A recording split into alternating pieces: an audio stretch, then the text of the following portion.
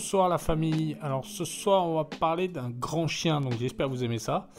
C'est un chien que je trouve personnellement encore plus impressionnant que le Kangal et l'Alabaï. Sans déconner. Oui, c'est possible. Enfin, vous me dites ce que vous en pensez. Il est grand, rustique, charismatique, avec un grognement ultra flippant. Et ce chien, c'est le Sarabi ou Mastiff iranien. C'est parti.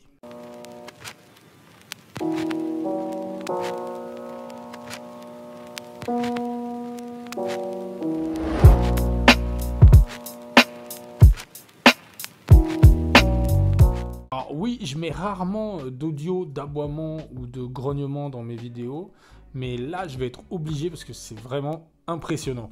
Donc je vais vous faire écouter ça un peu plus tard dans la vidéo.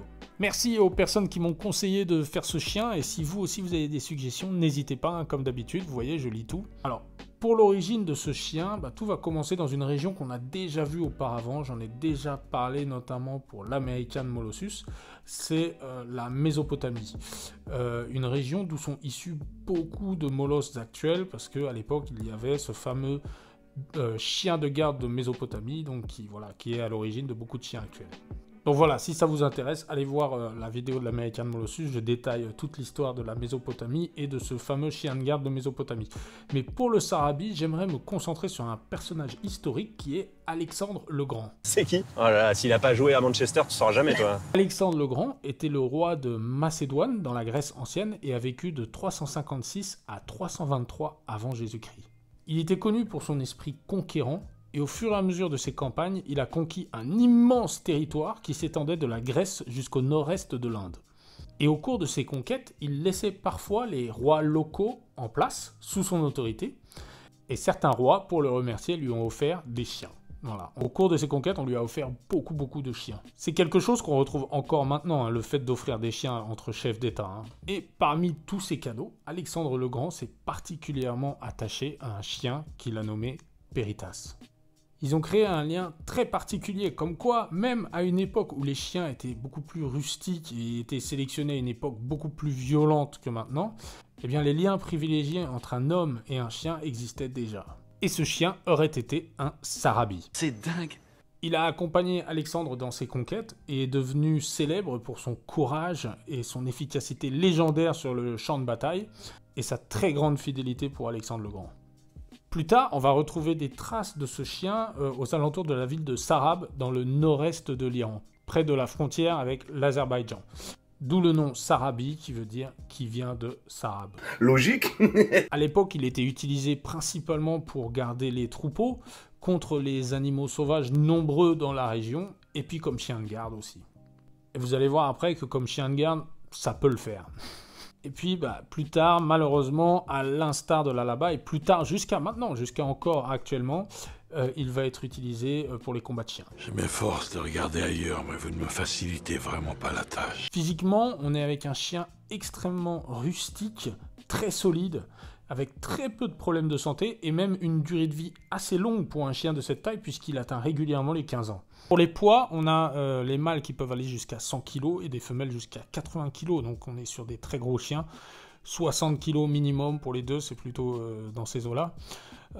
Les couleurs, on va avoir des individus marron, beige, enfin en anglais on dirait faune, et noir. Voilà, et ça c'est noir. Et c'est très intéressant parce que j'ai eu un commentaire récemment qui me disait qu'un Kangal noir serait magnifique. Voilà, là on a un chien assez similaire au Kangal et noir. Et personnellement, je les trouve magnifiques en noir. C'est un animal d'une très grande puissance, d'une grande confiance en soi. Il est conscient de sa force et puis qui va être très protecteur, aussi bien pour les animaux qu'il garde que pour sa famille. C'est donc potentiellement un bon chien de famille, à condition d'avoir l'espace qui va avec. On est sur une race de chiens de protection très ancienne, donc pas de compromis possible. Il lui faut beaucoup d'espace et il faut qu'il travaille. Attention aussi à son côté dominant dû à sa sélection pour les combats de chiens. Donc la cohabitation avec d'autres mâles, principalement dans un espace réduit, peut être problématique.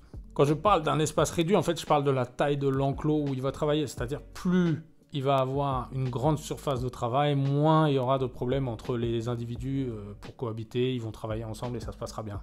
Une autre caractéristique de ce chien est qu'il vous regarde facilement dans les yeux, ce qui rend le contact intense. Dites-moi dans les commentaires les propriétaires de Kangal ou d'Alabai, parce qu'on dit souvent que ces chiens-là sont tellement focalisés sur l'horizon, vous savez, dans leur rôle de surveillance, qu'en fin de compte, les contacts avec les yeux, avec nos yeux, sont assez limités. Mais dites-moi ce que vous en pensez, dites-moi si vous avez remarqué ça, les propriétaires de Kangal ou d'Alabai. Faites-moi part de votre expérience, ça m'intéresse, j'aimerais bien savoir si c'est quelque chose qu'on peut confirmer. Et puis il y a le grognement, alors là, écoutez ça, c'est parti.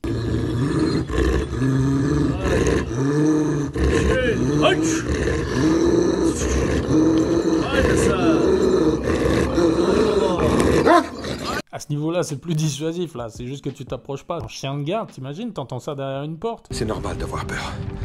Mais dites-moi dans les commentaires ce que vous pensez de ce grognement-là. En résumé, là, on a vraiment un chien sans concession. C'est un chien avec beaucoup d'énergie qui doit être canalisé par le travail, par, entre guillemets, le dressage. Quand je parle de dressage, c'est toujours un peu délicat avec ces chiens-là, les chiens de protection. Quand je dis protection, c'est les protections de troupeaux, d'animaux, hein, donc le patou, le kangal, voilà, tous ces chiens-là.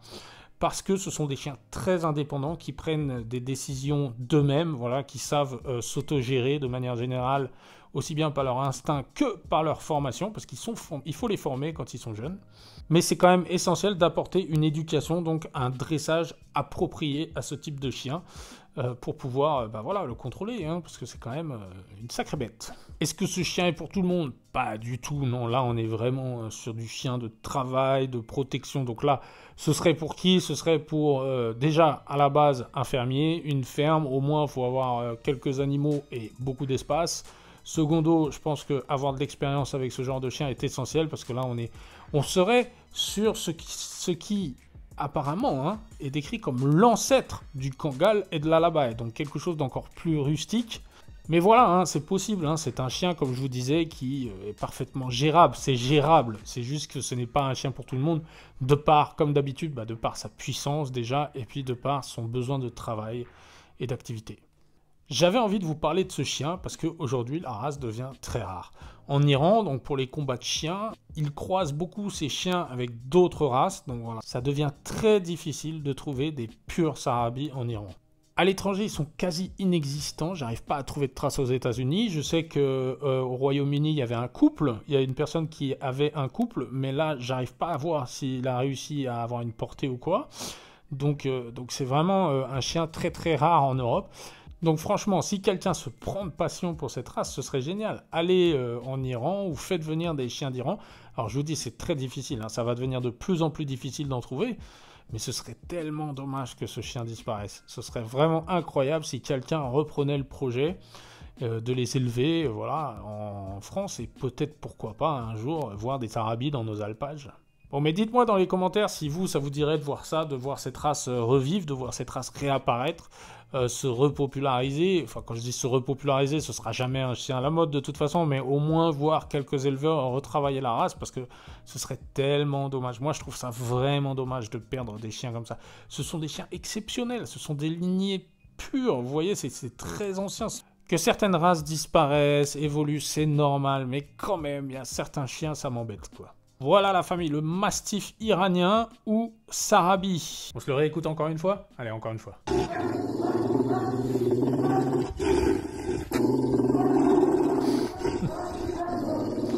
Ouais, moi je trouve ça super impressionnant.